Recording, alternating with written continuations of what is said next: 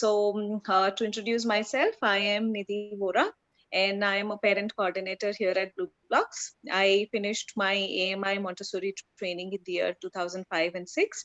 So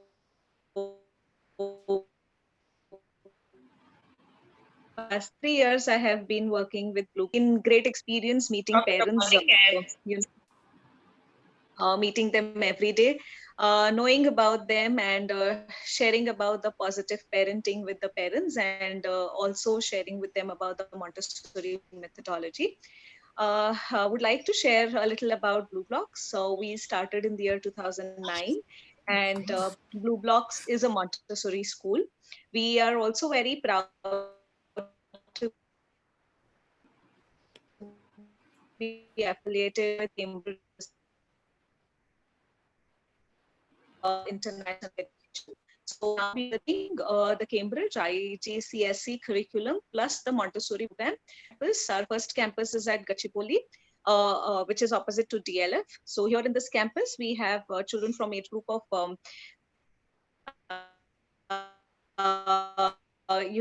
about a year-old child till 6 happening at this campus. Another campus, the complete school campus, is at Tellapur, wherein we have our pre-primary school and our complete school there. Now,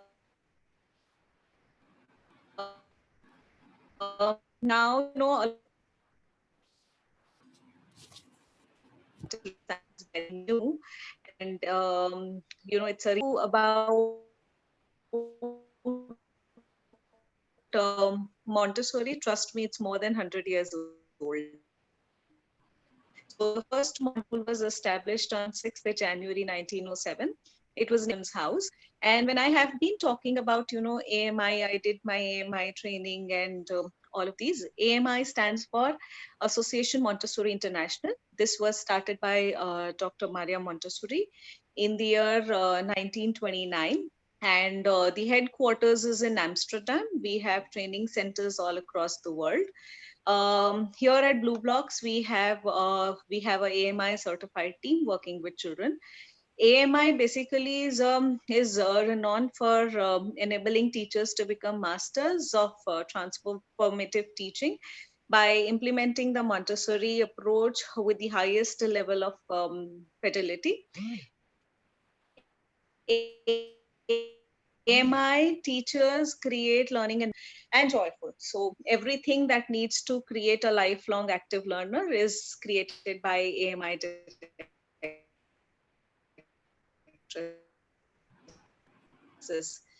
To tell you a little more, the AMI offers 4 modules. The human development that we start 6 years to 12 years, 12 years to 18 years.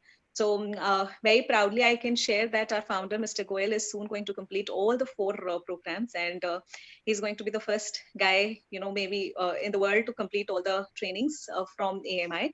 So to tell you a little about Mr. Goyal, so Pawan completed his MBA.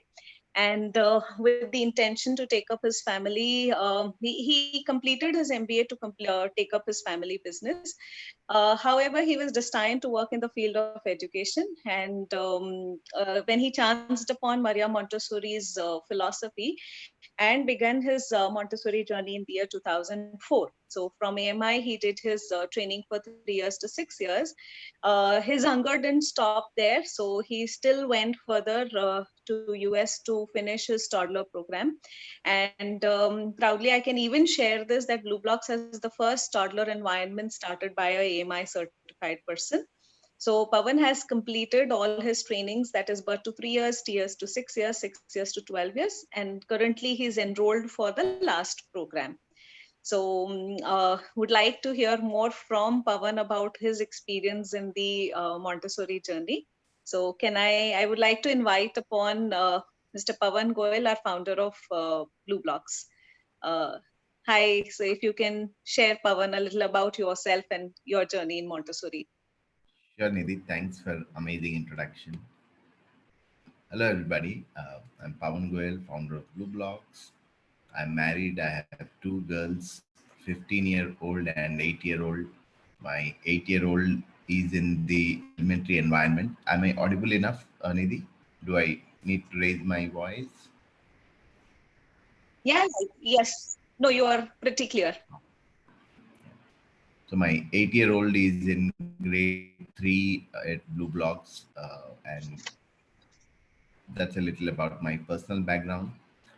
When I did this Montessori training in the year 2004, 2005, everything changed for me. Last night I was sharing with my family and friends about how blessed I am to be part of such amazing pedagogy and philosophy, which is touching this young child's mind, body, heart, and soul.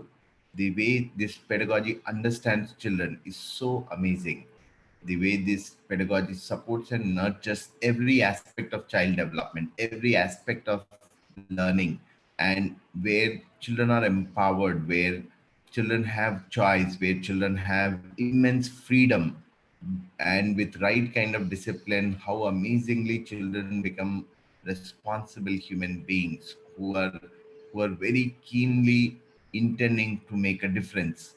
So there's a lot of research done on how these Montessori children, when they turn out to be adults, there's a lot of research done where they found out that most of these children are in the line of services which is really contributing to humanity. I'm sure you also know how both Google founders, Amazon founder, and Wikipedia founder, these are all Montessori children. They had Montessori background, and that had given them an opportunity to make a difference to the humanity at such a large scale.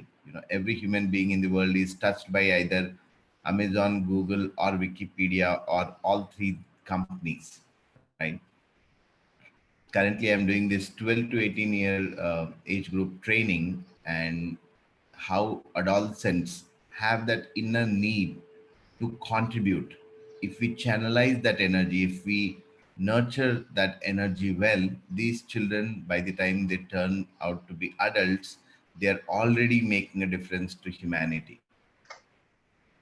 So that's a little about me and Montessori. And today let's understand, how do we do Montessori homeschooling? So we welcome each one of you on this call. At any point, feel free to post any kind of questions. If you want to speak up, please raise your hand and I will allow you to speak up. We try and make these sessions very interactive. So if some of you are willing to participate throughout the session, raise your hand and I will unmute you right away, and you can keep contributing, keep participating throughout the session. All right.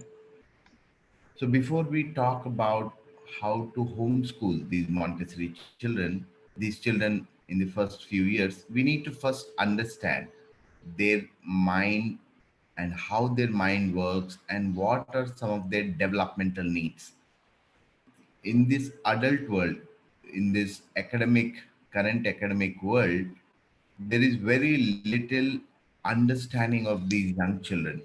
The adults, most of the time, are trying to teach children without understanding these young children, without understanding their need, without understanding their psychology, without understanding their behavior, without understanding what they want and how they want and when exactly they want to learn certain things. So the best part of Montessori, how children learn in Montessori, is so vast, is because this pedagogy understands these young children's minds and their needs, and tries to support, tries to nurture those needs which children have, than trying to teach things which we as adults want children to learn. So I'll take next 5 to 10 minutes helping you understand some important aspects of these young child's mind and needs.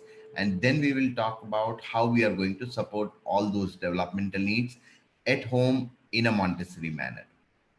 So this young child in the first 6 years has a very different kind of mind, which we call absorbent mind. This absorbent mind is like a sponge. If you put a sponge in a bowl with clean water, the sponge will absorb all that clean water, right? Similarly, you put the same sponge in a bowl with dirty water, this sponge will absorb all the dirty water. Just because the sponge has absorbed the dirty water, would we say that there's something wrong with the sponge? No.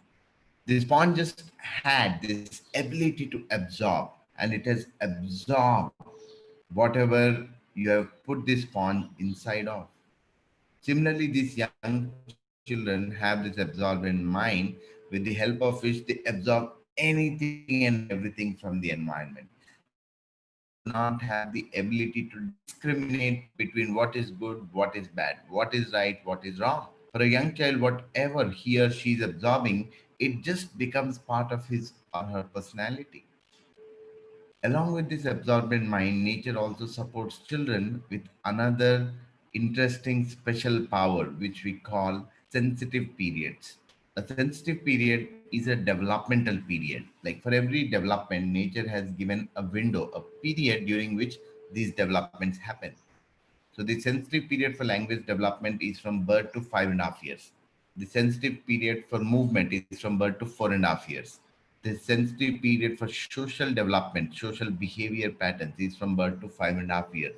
The sensitive period for refinement of senses is from birth to 5.5 years. This sensitive period for sense of order is from birth to 2.5 years. So one thing you would have noticed in all these sensitive periods, which are developmental periods, is that most of these developmental periods occur between birth to 6 years. Birth to 6 years, you would have heard of how 80% of the brain development happens in these first 6 years. So let's see what happens during these sensitive periods. Let's take an example of what happens during sensitivity for language development. So when the child is going through the sensitive period for language development, you would have noticed how at around 2 months, whenever you were speaking, you would have noticed at how carefully, how keenly the child was looking at your speech organs. At around 8, 9 months, when they start babbling, when they start saying baba, dada, they would keep repeating. Even when parents are ready to sleep, you will see the child is saying Baba, Dada, Mama.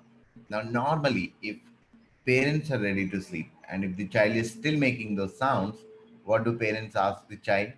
Parents would say, Stop it, it's sleeping time.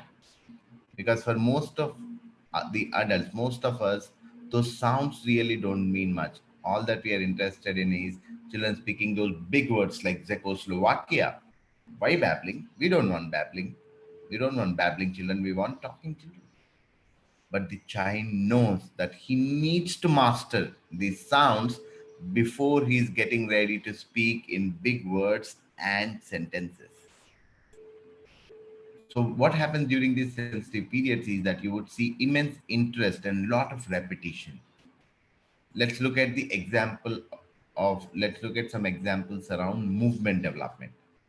At around 2, 3 months, when this young child learns how to turn, you would have noticed the moment the child has learned how to turn, this child would keep turning, keep turning, keep turning, keep turning, keep turning. And what do we do as parents? We try to put pillows and bolsters around. Why turning? We don't want turning children. We want walking children. But this young child knows that he needs to master this movement of turning. In this process, the child is strengthening his neck muscles, shoulder area, and the trunk area, which is eventually required to sit and crawl. So when these developmental periods kick in, when these sensitive periods for various developments kick in, you would see immense interest and lot of repetition, lot of practice till they master. By now, each one of us would have got a sense of the kind of energy children have. They at least have 10 times more energy than the energy we have. Guess why do you think the nature has bestowed upon them with so much of energy? Who would like to share? I would want to see some hands going up. Please raise your hand and I will unmute you.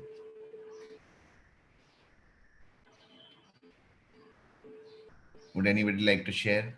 Why do you think the nature has gifted children with such amazing energy in the early years? Even when you're ready to sleep, you would see the child is still full of energy and child just doesn't want to sleep because He's so full of energy. All right. So one of the parent has mentioned they have so much of energy because of the exposure. Okay, interesting. Yeah, Geetika, we have unmuted you.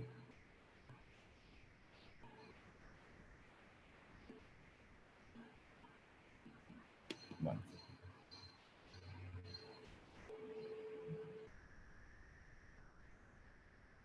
one second.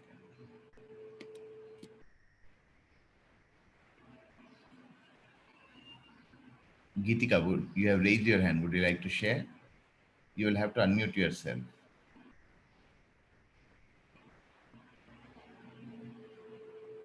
All right. Anybody else? Why do you think nature has gifted them with so much of energy?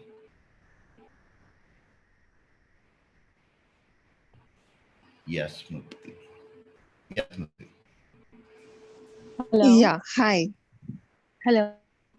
Yeah. So one of you, let's have Geetika Yeah, go. it's okay. Let her go ahead, then I'll go ahead. You can let me know. Yeah. Sorry, I was trying to unmute. No problem. Yes, Smriti, go ahead. Yeah, hi. I Why just do you think think that the children in the first few months, they have just so much to learn and absorb from this world that the entire daytime is simply not sufficient and they want to take up. In the night, for my baby who is around 2 years, 4 months old right now, whatever she learns in the daytime, she tends to repeat that before going to bed. So excellent? she does it a lot. But I just think children need all the time in the world to just absorb everything that they have learned. Absolutely. So Yeah. all time in the day is still not enough for the amount of learning they want to do, right? Great. Yes. Brilliant. Thanks for sharing. Yeah, Geetika, Thank over you. to you. Yeah, so taking further from what Smriti said, I believe children are all up and about, to learn what is happening. So their energy is totally focused on that one activity or that one environment. Whereas when we grow up, we tend to, think of a lot of things and we waste a lot of energy thinking of a lot of things and in a way also multitasking, which I feel, takes away the energy from that particular activity. That's why their energy at that particular moment is very high because it's not divided. That's Excellent. what Because I believe. excellent observation.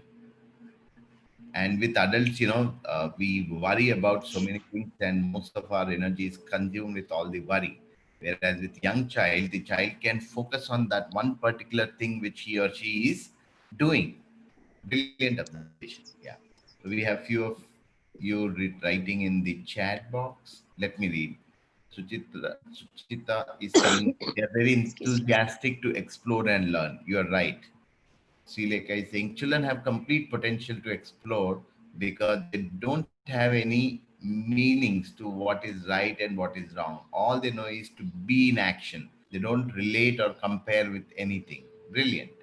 Pramod said kids are always in action mode than being in thoughts like most adults do. Each one of you, what you said is absolutely right. Nature has bestowed upon them with so much of energy because there are so many developments which are happening. There's social development, there's motor coordination, there's language development, there is sensorial development. To support and nurture each of these developments is what they have so much energy. Now, if that energy is not consumed, do we really consume that kind of energy which they have? What do we do with that energy? Smriti, you're already unmuted. What do you think we do with that energy? If you ask me, I just try to suppress it post 11 p.m. in the night, and my entire energy is focused on trying to make us sleep. So now imagine what happens when we as adults try and suppress that energy. Can energy ever be suppressed? No. When you try and suppress that energy gets converted into negative energy. And that's when children are shouting, yelling, throwing tantrums, being destructive, damaging, because that energy is not consumed. And slowly, all these behavior patterns lead to deviations in their personality. That energy not being consumed is the source of all the deviations in the children's personality, and which stay with them even when they turn out to be adult human beings. So, our job as parents and educators, our role is to respect this energy and consume that energy in a very meaningful manner, in a methodical manner, to aid their own development, to aid all the developments which are happening between now and 6 years. Everybody getting that? Now, let's see, how do we support all their developments? How do we consume that energy in a very Montessori manner right at home without spending one single rupee? I will give you so many ideas in the next half an hour that you will never be able to really complete all these activities at home. Interested? All right. So let's look at each development and see how you can support that development in a Montessori manner at home. Let's see what's happening with language development. You know, young children can learn multiple languages. We say they can learn 5 to 7 languages, provided there are 5 adults at home.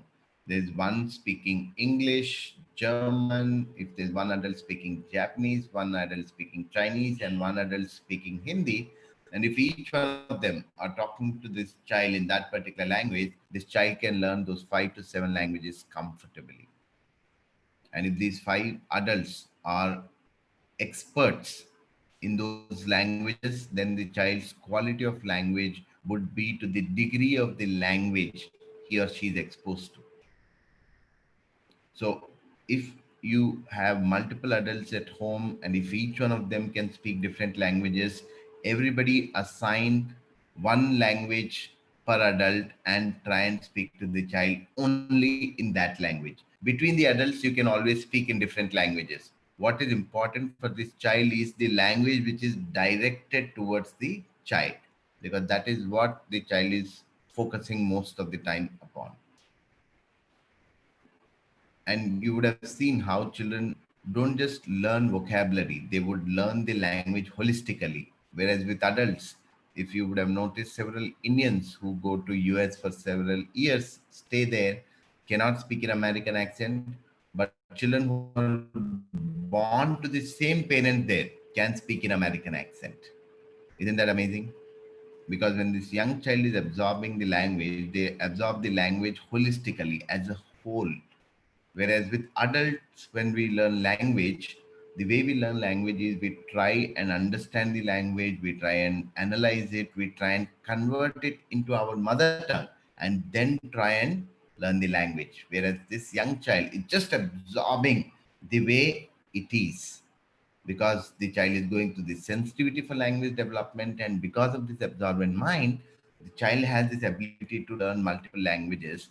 And with these young children, the way the neural patterns are connected, if the child is speaking to the father, if the father is speaking to the child in English, the child creates a whole new set of patterns which are different from the neural patterns which the child has created with mother. And if the grandparents are speaking to the child in the third language, then the child is creating whole different set of neural structures which are different from the neural structures which the child has created with mother and father. And that's where you would have noticed how children have this amazing ability to switch. You would have seen some children who are talking to the parents in English, and the moment they turn to grandparents, they start speaking to them in Telugu or Hindi, whichever language grandparents have been speaking to them. So that's the kind of ability which these young children possess. So our role as parents and educators is to offer these multiple languages and give enough exposure to each of these languages. At around 1.5 years, children understand that every object has a name, and they start becoming curious to know the names of anything and everything in the environment. You would have noticed how they are pointing out at different parts of your body and expecting you to tell the names of different parts of the body. So between 1.5 to 3, children can learn few thousands of words, provided we give them in a certain manner. Now, I have seen parents do give a lot of vocabulary to children. They would show the fan a few times, and the moment children have learned that it's fan, now everybody at home is asking the child, Nana, where is the fan? Show me the fan. Now there are some guests at home. Huh? Uncle ko bata, fan kidhar hai batao. We teach them few things, and the moment they learn them, we keep asking, keep asking. Children are not interested in answering. Children are interested in learning. We are interested in questioning. So, what is our role as parents and educators to offer as much vocabulary as possible? And I'll give you a small example of how would we want to introduce this vocabulary. With a 1.5-year-old child, if I want to give the vocabulary of this object, I would just show this and say cup, cup. Ideally, hand over the cup to the young child where the child can hold, and then I would repeat cup. If I'm giving the same vocabulary to a 2.5-year-old child, then I would alter it a little bit. At 2, the grammatical aspect in the brain has started to develop. So they want to listen to now a lot of phrases and sentences. So if I'm introducing this to a 2.5-year-old, this is how I would do it. This is a cup. This is a cup.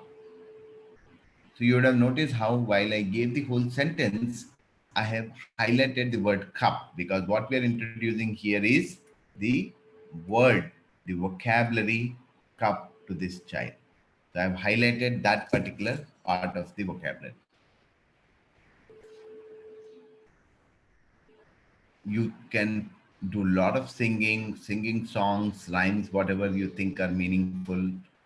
And with songs, you can always sing in more than one language, because the way the songs are stored they are stored in a different part of the brain versus the spoken language. So you can sing songs in 100 different languages if you know. You can sing Japanese songs, you can sing Chinese songs, and you can sing any other song you would like to. So vocabulary building is very, very simple. And between 1.5 to 3.5, that is something which I would recommend you focus upon.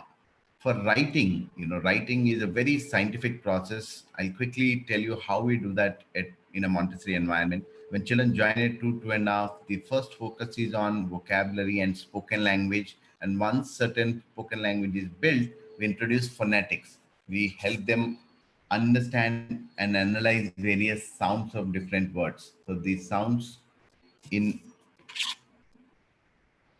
let me give you an example of how would we give the phonetics of this object. So this is pen. P, eh, n.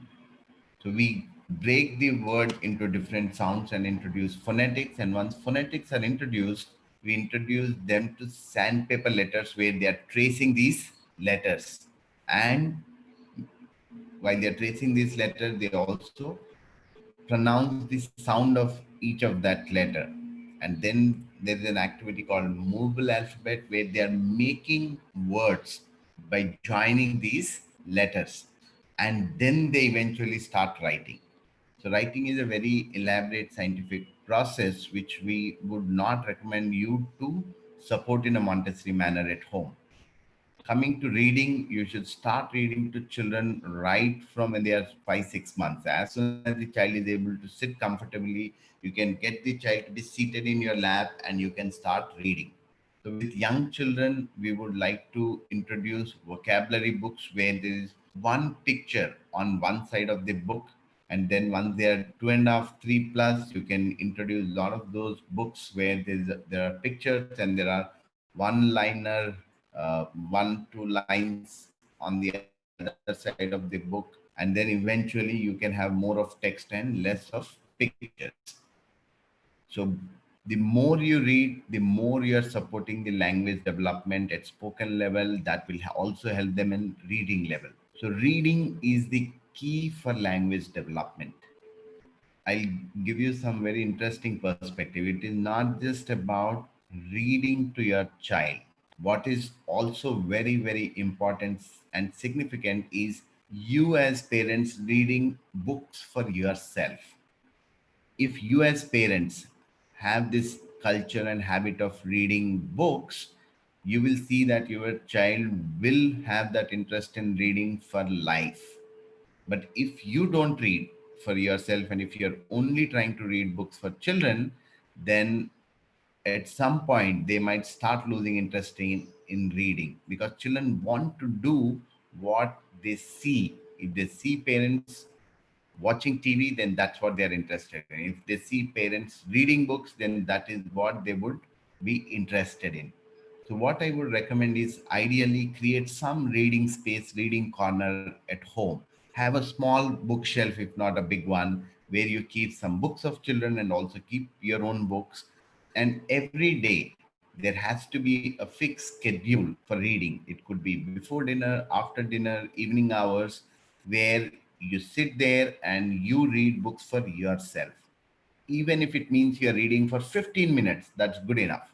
The child should be seeing how you like to read and the kind of reading you do, and you will see children will also pick up their own books and sit right next to you eventually and start reading their own books.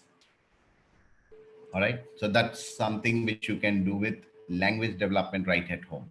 So at any point of time, if you have any questions, please feel free to share your questions, ask your questions in chat box, and you can raise your hand and I'll allow you to speak. Now let's look at the motor coordination. What are the various aspects of movement development which you can support right at home? So movement we divide into three basic categories: fine motor development, gross motor development, and object control. What do we mean by fine motor? Anything and everything to do with the child's fingers and the hand above wrist is part of the fine motor development. Everything to do with pincer movement, prehensile coordination, the controlled release, all that is part of fine motor coordination. Let's understand what do we mean by gross motor.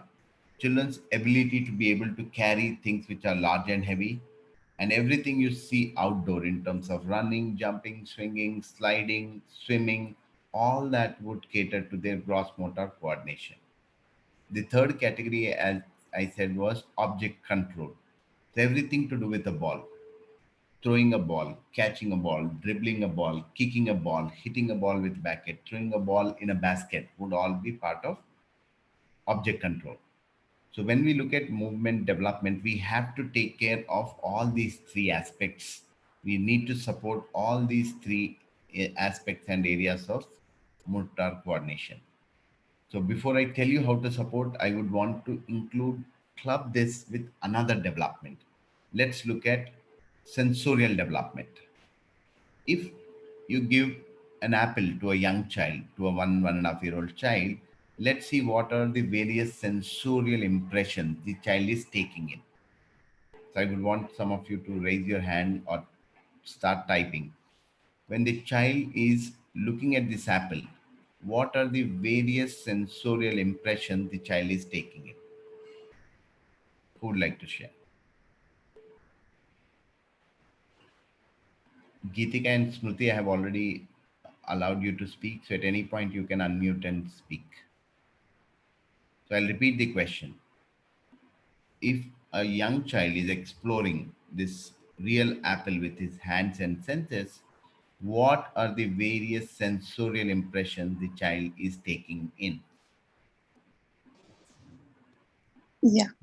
So when they see an apple, the first thing that attracts them is the color.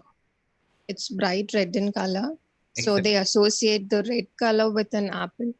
So the child So is even the color, right? Yes. The redness from the apple. Very good. What else? What are the And other impressions? Yeah. the smell and taste of them. Touch, Yeah. smell, and taste. Yeah, some people are also writing in the chat. The color, the grip, the taste, the shape. What else? The touch. What else? Every object also makes certain sounds. You would see anything you give to this young child, the child is banging it to get to understand the sound it makes, right?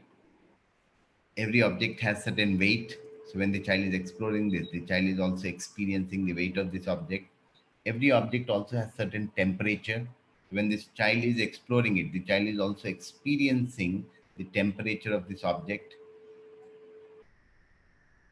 Now, when this young child is exploring all these multiple sensorial impressions, while exploring, the child is taking in all these sensorial impressions. And the child will not be focusing on this object for more than 10 to 15 seconds. You know why? Because everything to be taken in terms of sensorial impression, the child is taking in those few seconds, and the child is done. The child is dropping it and moving on to the next object. In those 10 seconds, when the child has explored this apple, do you know the kind of neural patterns which got created, the number of neural connections which would have happened? In those 10 seconds, the child would have made 20 to 30 million neural connections, where all this information which we just spoke about is already stored. A young child is born with 100 billion neurons. And I'm repeating, in those 10 seconds of exploring this apple, the child has made 20 to 30 million neural patterns, where all this information of the touch, shape, and sound this apple makes are already stored. And every time the child is exploring these objects, these sensorial impressions are getting refined and strengthened. So, and what do we normally do at home when children want to touch, feel objects? Whenever the child wants to touch something, most of the adult reaction is like, "Oh, don't do that, don't touch that." We deprive children of all those sensorial impressions which the child needs to experience at home. So let's see what are some of the things which we can offer to children for their sensorial development. What do you think we can offer? Who would like to share? What can we offer to this young child for sensorial exploration right at home in the first few years? Yes, Suchita. I have Yeah, I allow my 1.5 year baby to touch the rice. So to she touch plays right. with the rice. Yeah, rice, cooked Ex- rice. Excellent. So what she does is like she squeezes, she touches that all sticky thing. She'll try to, put it on her face and sometimes on my face. She'll just explore in different ways with the rice. Excellent. So what else can be offered? And I give atta, Hmm. rice, and all this dal, Hmm. so and puffed rice. Hmm. So all whatever the kitchen, whatever the items available in our kitchen, so handy. So I'll just offer her. And as my elder one is 9 years old, so sometimes I give her play doh, so like that. So these things generally I give her. Excellent. So kitchen, Suchita, is a great treasure house for their sensorial stimulation. There are different kind of grain. There are utensils. The kitchen is the most happening place for these young children. So I'm glad that you keep offering something or the other in the kitchen for the child to explore sensorially, right? So Adya has mentioned sand in the park. Yes, sand is sensorially again very rich. What else can we offer at home for their sensorial development? What else?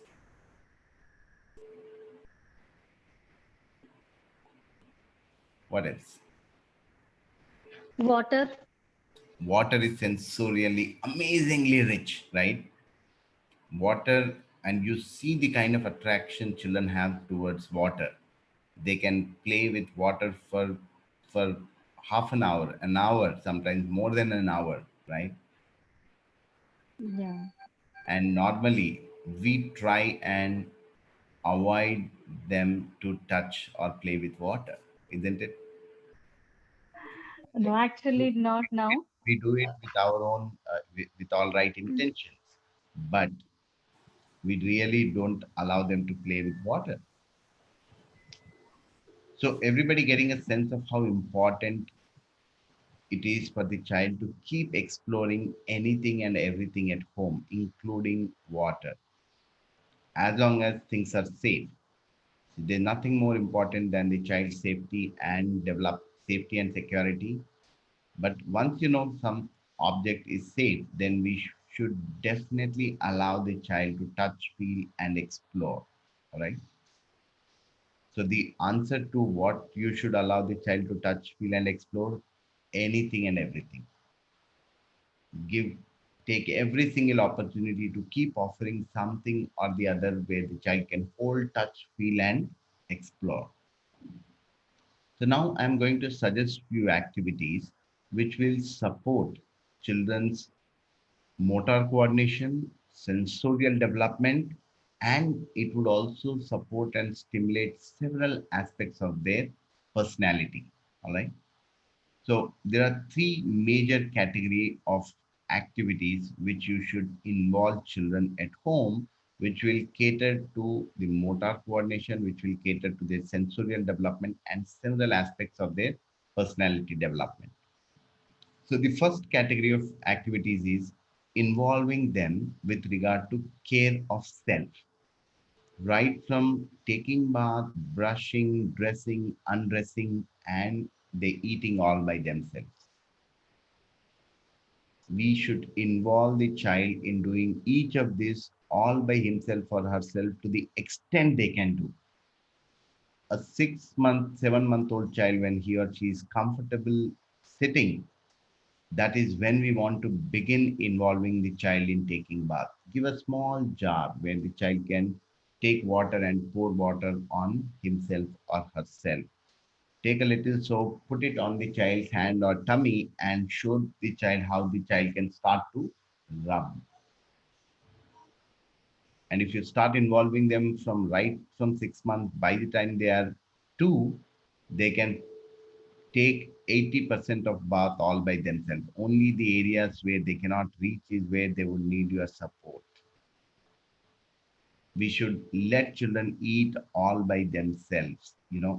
Food is something which we can have a detailed elaborate session, so I'm not getting too much into the intricacies of food, but what I want you to understand is the current culture of feeding in this part of the city specifically is making it difficult both for the child and for parents.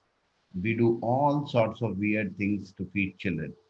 We are showing the television to the child and saying udar dekho, and then trying to feed the child. I have seen parents feeding children in balcony, in the lift, in the staircase, in the play area.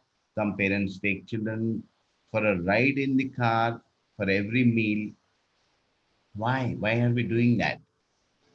Because we are so anxious about children eating highly rich nutritious food. Inside of that anxiety, we are ending up killing that interest in eating. Children should be eating all by themselves, right from the first meal, right from the first time you introduce Cerelac. You should have given a small spoon and let the child also start eating. By the time they are 9, 10 months, they are comfortably sitting and they can start eating even things like dalia, upma all by themselves.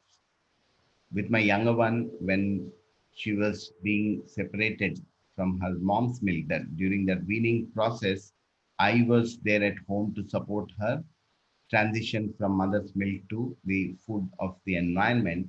And I remember how right from 10 months, she started eating things like dalia, upma, idli. We would make, cut it into small pieces and put it there, and she would start eating all by themselves, herself. Now, with young children, if you allow them to eat all by themselves, there will be a lot of spillage and chaos. But that's the only way they can learn. With my younger one, right when she was 11 months old, she was pretty much eating 80% of all meals all by herself. And I'm talking about things like dalia and upma. I'm not just talking about solids. And I remember at around 11 and a half months, one day when she finished eating her dalia while I was sitting right next to her, she looked at me and she did this sign. I was surprised that how did she learn this sign? She was communicating that she was done.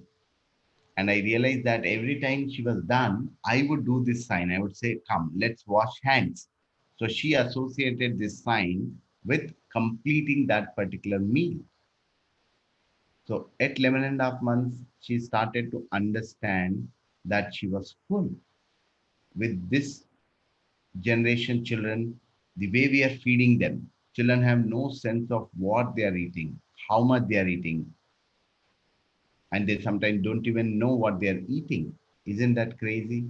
Children should know what they are eating. They should focus on food when they are eating. There shouldn't be any deviation. Eating time should be eating time. Don't even tell stories. Don't sing songs because that's again a deviation. When they are eating, we want them to just focus on the food at that point of time and nothing else. All right. So I can take one or two questions around food. Do any of you have any questions? No? All right. Yes, Smriti, go ahead. Yeah. So as I said, my baby is around 2 years and 5 month old. Hmm. So I started introducing her to these, the phonics and the alphabets and numbers right now. Okay. So the problem which I see with her and most of the children is that attention span is very very low. Like Hmm. they probably are interested in only 5 to 10 minutes in that particular thing. Then I make her scribble something on her doodle board. Hmm. That also she does for around 5 to 10 minutes. Okay. So how do we keep them engaged in this learning stuff? Yeah. So the activities which we are just talking about will address this in details. So Okay. you want to understand how to help her focus and concentrate, correct? Yeah. Yeah. So all the activities which we are talking about are the activities which will further develop their ability to focus and concentrate. All right. All right.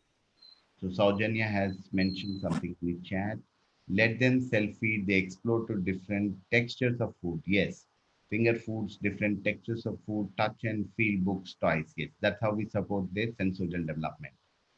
So the first category of activities which we just spoke about are the involving them with everything to do with care of self, like brushing, taking bath, eating all by themselves, dressing, undressing. All right.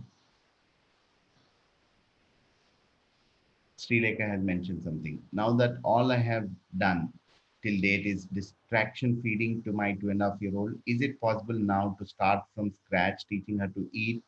And how will she understand or create that? Is it doable now? Absolutely doable, Sri Lekha. 2.5 is still not very late, but because you have done so much of distraction feeding and because you try and entertain her in every possible way during eating time, she understands that mama will do anything to feed me and they try to play around with you. So it will take few weeks and maybe couple of months for this transition to happen, but it is possible. All you got to do is start letting her eat all by herself and respect how much she's eating. If she is not eating enough in one particular meal, they will cover it up in the next meal. Now for few days she might not be eating even 50% of what you are feeding, and that's totally fine. Slowly she will start to eat all by herself all the meals, and she will eat how much her body needs. We want them to understand and we want them to decide. A couple of months is what it might take maximum, Sri Lanka. Adya said, my suggestion is give them freedom, they will do miracles. Absolutely, you're right, Adya. So, first category of activities which would support their motor coordination and sensorial developments is care of self. The next major category of activities we want to understand is how to involve them with everything to do with taking care of the environment, right from dusting, sweeping, mopping, washing clothes, cleaning utensils. Now, because we have a domestic help and because we think these are menial activities, most of the parents these days do not allow children to do any of these activities. But these are very, very important, critical activities which would support their motor coordination, which would support their sensorial development, and which would take care of their ability to focus, concentrate, their willpower, their confidence. All that can come when they start participating in the environment. If you allow 1.5-year-old to mop the floor, after mopping the floor, the kind of joy the child has that I am not just consuming the environment, but I am also contributing back to the environment. I can do what adults at home do. That is what would build their confidence. That is what would help them focus and concentrate. Like, the scribbling activities which one of you have asked, they like scribbling, but that is not something which would hold their attention the way an activity of sweeping, mopping, or cleaning would hold their attention and further develop their ability to focus and concentrate. So this is one major category of activities which we would want each one of you to start focusing on. Everything to do at home, sweeping, mopping, cleaning, those are very, very important development. Those are the activities which would really stimulate and consume their energy meaningfully. We began with understanding how their energies are not consumed. A lot of their energies can be consumed only through these large motor coordination activities at home, like sweeping, mopping, washing clothes, cleaning utensils. Every day involve the child. Every time you're doing this or domestic help is doing it, involve the child. All right. So we spoke about care of self, we spoke about care of environment. The third major category of activities you can involve them is food activities. Involve them with right from preparation of food at home, taking vegetables from the refrigerator, cleaning them, washing them. If they are 2+, you can start showing them how to cut these vegetables. Then if you're making rice, involve them in scooping the rice from big container to a small container, pour water, involving them in pouring water in that, involve them in cleaning that rice, involve them in all these cleaning based activities at home. That is something which is very, very important. Those are the activities which would support their motor coordination and sensorial development. And for those of you who have concern that your children don't eat enough, the more you involve them in these food preparation activities, they would now automatically be interested in eating what they have been part of in terms of cooking process. When the cooking is done, then involve them in serving, involve them in arranging the place and let them eat all by themselves. And once they're done eating, involve them in putting the utensils back and then involve them in cleaning those utensils. All right. Chaya, Chaya, would you like to say something? You have raised your hand. All right. We have one question from Suchita. My baby started eating at her age of 9 or 10 months, but she does all mess which my family doesn't like and they force me to feed her. So, Suchita, you are the mother and you will have to decide what is really important. And if you think you're not able to convince your family, bring them on our parenting sessions, which we are conducting on Zoom from right from sitting in your drawing room. The whole family can understand. Get them to ask questions if they are not convinced about what we are saying. All right, that's the best I can do to help your family understand these dynamics. But you are the mother of the child and you are the one who's responsible. It's not the whole extended family, grandparents are not responsible for your child. It is you as mother and father who are responsible for your child. All right, great. So we spoke about care of self, care of environment, and also food preparation activities. Now, when we involve children in these activities, this is what will help children become independent. Children at this age have very strong urge and desire to be independent. You would have noticed how with your 1.5-year-old child, whenever you were helping the child wear pants, you would see how this child is snatching that pant and want to try all by himself or herself. Whenever you're feeding, you would have seen how the child want to take that spoon and put it all by himself or herself. It is this need for independence which we as parents and educators have to understand, support, guide, and help them to become independent. Independent physically, independent emotionally, independent socially, independent intellectually. So, our whole Montessori pedagogy is based on helping children become independent. Do they still need help? Yes. Children can't become independent all by themselves. They still need certain adult guidance and support. So every time you're doing something with your child, you keep asking this question to yourself. By doing this, am I making the child dependent on me? Or will this action of mine help the child become independent? If you understand this concept of independence, you would see how there can't be anything which can go wrong. Your child will be somebody who will be independent, and that's what our whole pedagogy is based upon. We try and understand their needs, and this pedagogy tries and supports and nurtures every aspect of child development. All right. So before we take questions, I have something very interesting to share with all of you. So I will share something and then we will take some questions. All right.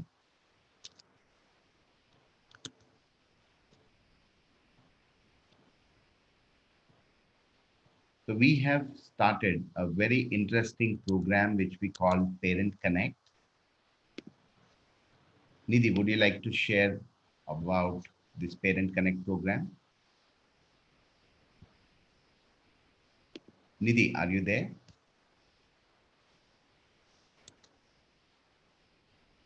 All right. Can you all see this screen? Can somebody give me feedback? Are you able to? Yeah, we're able to. All right. So let me share what is this Parent Connect program. It is your guide to practicing Montessori homeschooling and activity engaging your child. Every month there are few activities we do. There are group sessions once a week that will provide you with insights into everything from best learning practices to toilet training. There'll be individual sessions. So every month, once a month, our parent coordinator Nidhi will schedule a special one-on-one session and try and understand and address the needs of your particular child. Like what challenges you have with regard to your child's toilet training or food habits or social development, any questions, concerns you have, she will address that specifically. Between now and May, at any point of time, there'll be one observation she will do where she will observe your child to try and understand how are the child's developmental milestones and where exactly is your child with regard to development of each and every aspect. And you will also get a complimentary copy of our book. So me and Munira, my co-founder of Blue Blogs, we have written a book on parenting which is titled as Lining the Nest. This is a guide for parenting in the first 6 years. You will also get a copy of this. So since most of you are not in a state of mind to start sending child to schools are still not functioning, we want to support you with how to continue to support the child development and learning at home between now until the time the schools reopen. And if you're looking at admission at Blue Blocks, then preference and priority will be given to parents who have signed up for this program, because we know a lot of learning and development has been supported at home between now and till the time the schools reopen. All right. Any questions on this?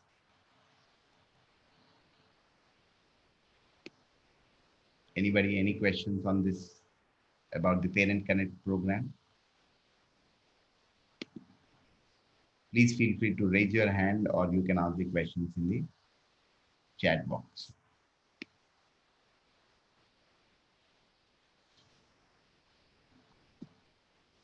All right. So for those of you who are interested in signing up for this Parent Connect program, please write to Sheetal. I'm texting her number.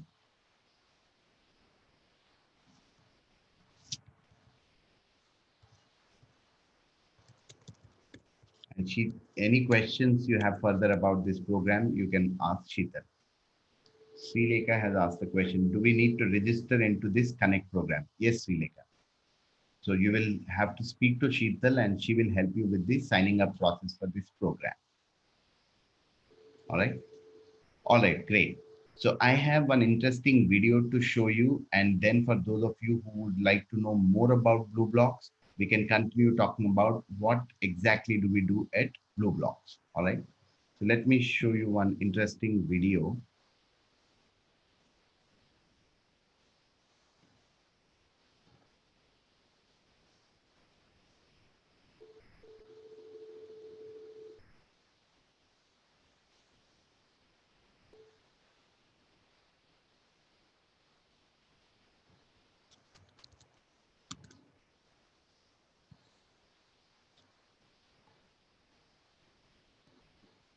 All right. Are you all able to see the video?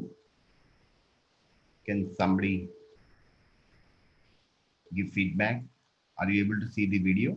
Yes, we're able to. All right. She is a 2 years and 11-month-old child who is working with these color tablets. What I would want you to notice in this video is I would want you to observe this child's ability to focus and concentrate.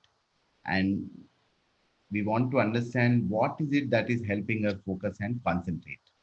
She's not doing this activity alone in this environment. There are other children in the environment who are also working. Could you hear the noise? So there are a lot of other children working in the environment, and irrespective of so many other children being around her, what do you think is helping her focus and concentrate? That's what we would want you to observe. So at any point, if you have anything to share, feel free to share, either in the chat box or you can raise your hand and I will unmute you. So the question I'm asking you is, what do you think is helping her focus and concentrate? Yeah, Geetika, please go ahead. Yeah, it's her. She's sitting alone there, and she's also stimulated, obviously, by what has been provided to her, which is the tool. And I had a question related to that. Okay. In case we enroll our child for the Montessori program at Blue Blocks, so I believe there are a lot of Montessori tools that you'll use, like this color tablet tool. Correct. So how do we get access to those if we enroll, or do we make those on our own? I mean, how do you help the parents go about that? How old is your child? My son is 2 years and 9 months. 2 years and 9 months. Sure. Yes. Yeah. So I'll tell you what are we currently doing. You know, this kind of material can't be sent home, but we have created a lot of card-based material which can be used till the school reopens, Geetika. Okay. So there are two options we are offering. Option one is the Parent Connect program, which I just spoke about, where there'll be a lot of guidance on what you can do at home. Then the second option is you can sign up with the school right away for your child, where there is very little session which is happening live with them, and the rest is again supported with a lot of card-based material which we are sending home. Okay. So if you sign up with the Parent Connect program, you are still getting a lot of ideas and support at home right now. And whenever the school reopens is when you will start sending your child to school. Okay. Fine. Is there any fee involved for the Parent Connect program? Yes, yes. So do I need to ask that from Sheetal, or is yes, this the right platform? You can ask Sheetal. So it's costing 5,000 rupees between now and till the time school reopens, or this will take care of the fee between now and May 2022. Okay. Okay, fine. And also one more question. Yeah. So I've heard that the Montessori system is not, divided as per grades. It Mhm. just follows the child's development. Correct. So my child was actually going to another school. Now, since there's a break, I was really contemplating if online learning is really helpful. Mhm. And I didn't want to give him so much of screen time. That's why I was interested in the Montessori way. But then I want to know now, if he joins, then till the age of 6, he has to compulsorily be in a Montessori system. So, if you move out, what would be the reason to move him out? From the Montessori system, if I'm happy, then there's no reason I won't move him out. All I'm So, asking is that, there will I've not heard be, from a few parents yeah. that beyond the age of 6, like beyond their primary years, Montessori, like doesn't really help, and the grade system is needed. See, I'm also saying from hearsay. It's not that I've experienced it. So I just want to know how you can, help us decide whether till the age of 6 Montessori is a good way to go. Sure. Will let me help you understand this part. See now, till Yeah. 6, what we are offering at Blue Blocks is purely Montessori program. And once children Okay. are 6 plus, we have a full school where we are also affiliated Okay. Cambridge. So for grade between Okay. grade 1 and 10, what we are offering is Cambridge program plus Montessori program. Okay. Now, how can a school offer two programs, right? That should be the next question, right? How can children, Yeah. while it is very challenging just to be part of one program, how is the school able to offer both the programs? So I'll just stop sharing the screen once and start it again. Before I answer that, I would want you to watch this video, this part of the Yeah. video, all right? So I Sure. would want you to see how there is certain challenge here and how this young child is addressing that challenge.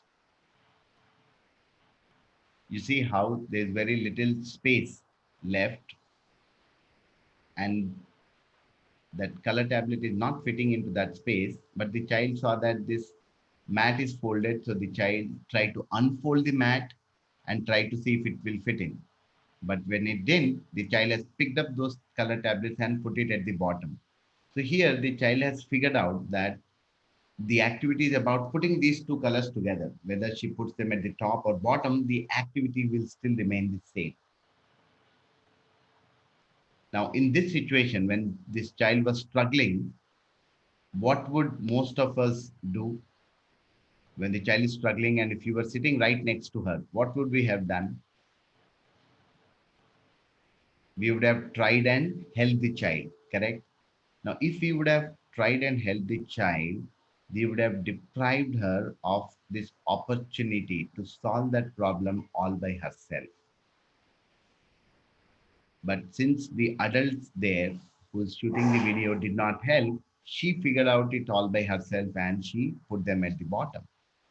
So the whole idea is to help children become independent. There will be these real-time practical problems and challenges which children face when they are working with these material and activities, and they solve these problems all by themselves. That's what we encourage children to do. So I want you to see this last part of the video, the joy with which she is showing this activity to an elder child.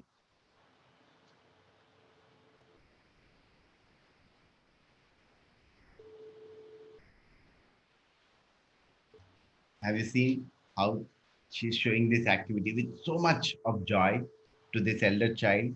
And this elder child is helping her correct her activity. So it is this mixed age group between 2.5 to 6, where these young children, before even this activity is presented, they get to understand what this activity is. They get to learn this activity even before it is officially formally presented to them, by just observing these elder children. And when they have any doubts, questions, rather than seeking the help from adult, they love seeking help from their own peer group. So it is this mixed age group which is at the source of this success of this Montessori pedagogy. All right. So coming back to your question, Geetika.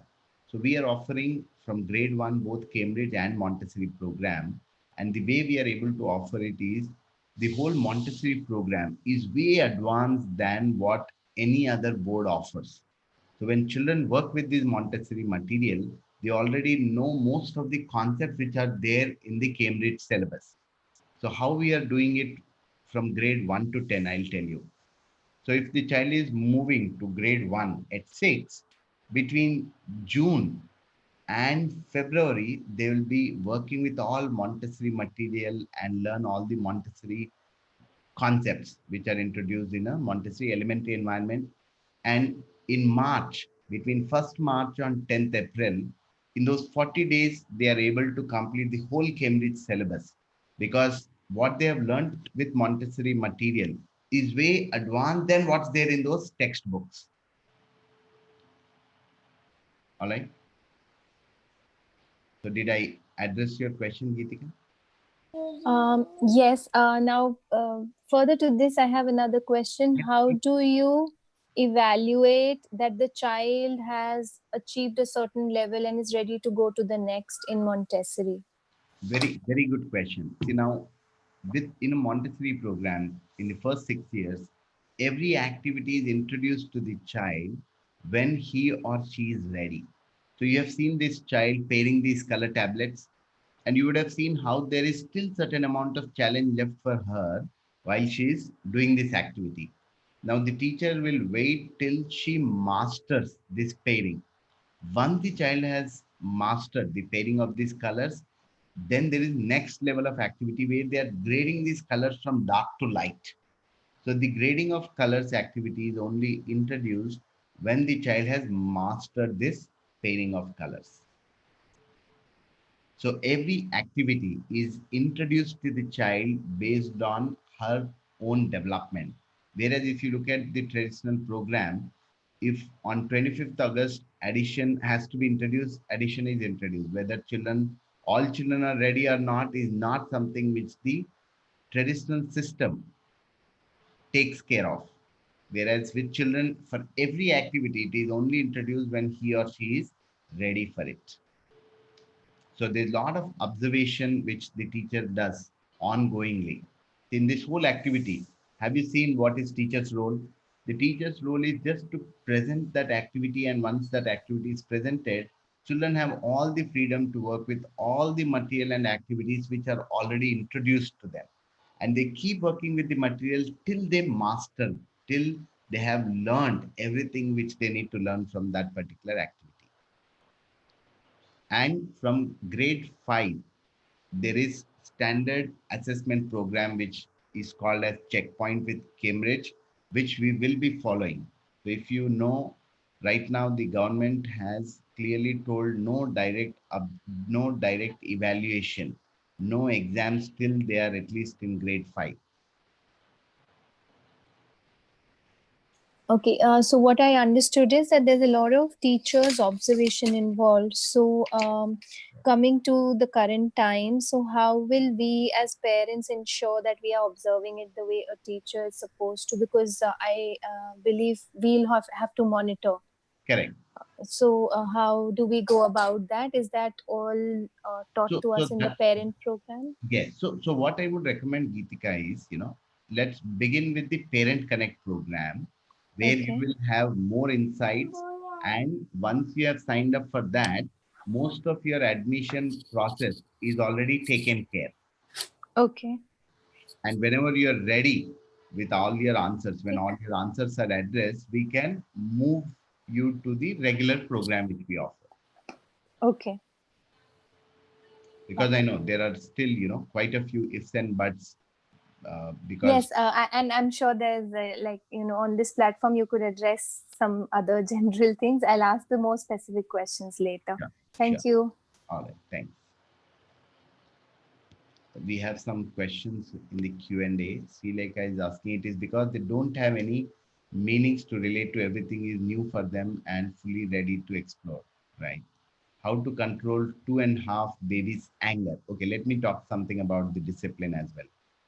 Pankuri is saying, when I keep his food on his table, he throws all away. See, how old is your child, Pankuri? So whenever you ask a question, please let me know the age of the child as well.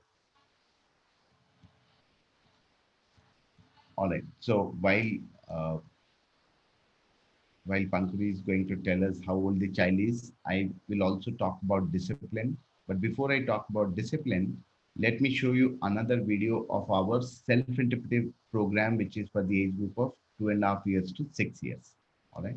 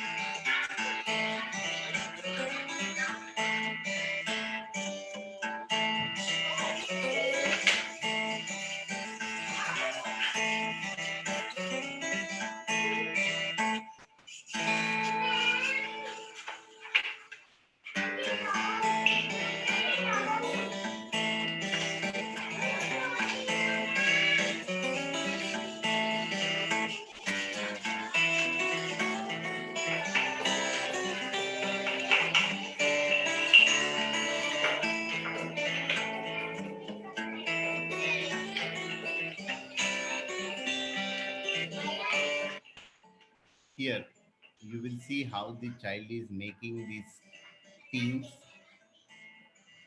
and also putting the quantity right next to it. So right beside the 17, the child has put a bead bar of 10 and 7. Here first the child has made the quantity 18 with the beads and then associating it with the number 18.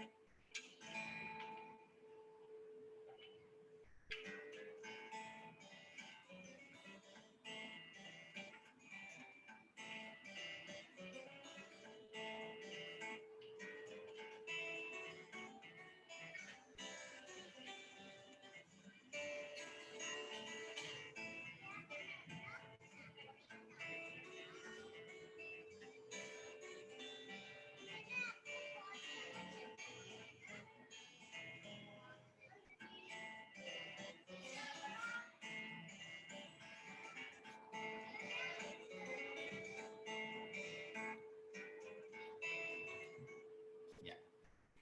So that was the video of the environment for 2.5 to 6-year-old children. All right, so let's see if we have any more questions. We have 10 more minutes. Last 5 minutes, I will talk about discipline. Before that, we can take any other questions if you have. I just wanted to request if you have any demonstrations or videos of activities related to literacy or language. of what happens in a Montessori environment. Yes, how phonetics and all is taught. Like when you said the sandpaper letters, I mean, Correct. how You have is it seen the conducted? sandpaper letters and movable alphabet. You have already seen in this video, right? How the child is Um, tracing the letters. So I'll share. Sorry, I'll share I this link missed of that. this particular video. Sure, sure. So you would see a glimpse of the sandpaper letters as well as the movable alphabet.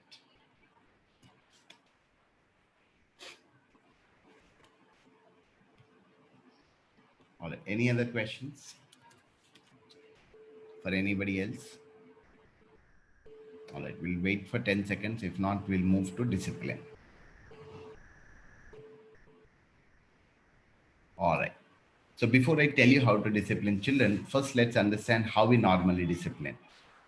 If there's a 1.5-year-old child playing in the kitchen, the child gets hold of a silver spoon, which the mother would never ever let the child touch. Child got the spoon, mama saw that and mama said no and takes away the spoon. What would this 1.5-year-old do? The child started to cry. And this time the child was crying for about 15 to 20 seconds, and suddenly the mother realized that there are some guests who are coming home for dinner. And mama did not want to deal with this crying child. So get what did mother do? Mama gave the spoon back. Now what is the message child has got?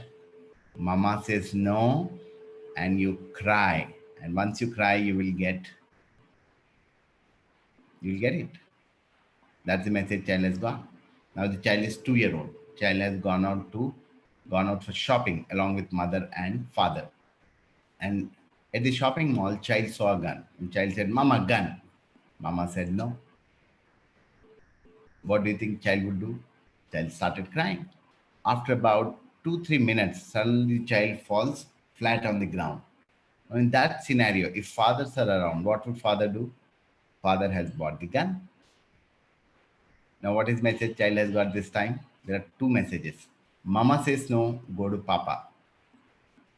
Second message is, if you don't get what you want, then lie flat on the ground, because that's when you will get it. Now the child is 3 year old. Child has gone out to his father's friend's place. And whenever we go out, how do we want our children to be? We want to demonstrate that our children are very disciplined, right? Now at his father's friend's place, the child got hold of father's iPad, which the father would never ever let the child touch. Child grabbed the iPad, Papa said no and took it away. Now this time, before even the child started to cry, father realized that everybody is watching me and father did not want to create any scene. So Papa gave the iPad back. Now what is message child has got? When you go out, no rules. That's the message child has got. So discipline is very simple. It's not easy, but it's very simple. A no should always mean a no. A no should not be like you cry and you will get it, or you do something and you will get it. A no is a no. Whenever children are crying and if you give them what they want, the message you are giving is keep crying and you will get it, which we would never want to encourage. You can talk to the child. While the child doesn't understand, tell the child, I'm sorry, I cannot give you because of this. And this no, initially it starts with a very sweet no. No, Nana, no, no, no. Now, after a point, once you start raising your pitch, anything below that doesn't make any impact to the child. So you will have to keep shouting and yelling every time once you have shouted and yelled. So what you would rather do is say no very softly and sweetly. Show your respect to the child. Show how much you really respect the child. This doesn't mean children will not cry. They will still cry. Be with them. But don't respond to their crying by giving them what they want. And slowly the child starts to understand that once mama said no, that's it. Mama is not going to give me what I want. All right. And that anger, which one of you had said, that child gets very angry. That anger is a function of their energy not being consumed with all the activities we spoke about. if you start engaging children with in all these activities, then that will ensure that there's no more anger left, because their energy is consumed. You will see children who are very joyful. You will see children who are very content with what work they have already done. It is that work which will give them that joy, fulfillment, and content. All right. All right. Great.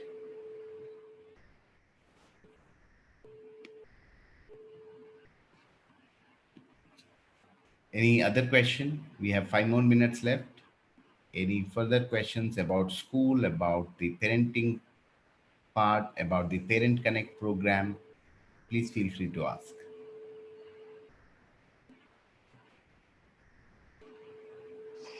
Yeah, sorry. One last question. Sure. So how are like what are the efforts you make to make the child, relate to the teacher online in the current scenario? Yeah. So Because a lot will depend on how they're able to connect with the teacher. absolutely, absolutely. So Geetika, once you sign up with this Parent Connect program, Yeah, Nidhi will take you elaborately on how we are doing the current virtual program. sure. Okay. That's a very Yeah. meaningful and relevant question, and I Hmm. wouldn't to answer that in 30 seconds or 1 minute. This Right. requires a Sure. very elaborate answer. Yeah. Sure. Thank you. Thanks. So we have one question from Suchita. Any activities where you can involve both your 9-year-old and 1.5-year-old? So the developments of 1.5 and 9 are totally different. Their developmental needs are different. But what you can do is you can involve your 9-year-old to help your 1.5-year-old become independent. Get your 9-year-old to involve your 1.5-year-old in all the day-to-day activities if you are busy. Let him involve 1.5-year-old in cleaning, mopping, where the elder one is doing and the younger one is assisting. So that is something which I can recommend, Suchita. And for some one interesting category of activities I will recommend for your 9-year-old is involve in a lot of board games. Play a lot of board games.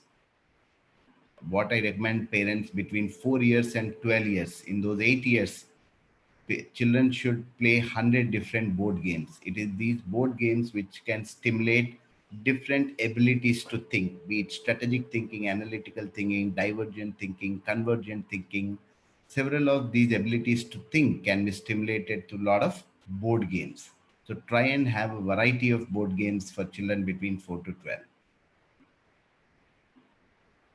All right, great.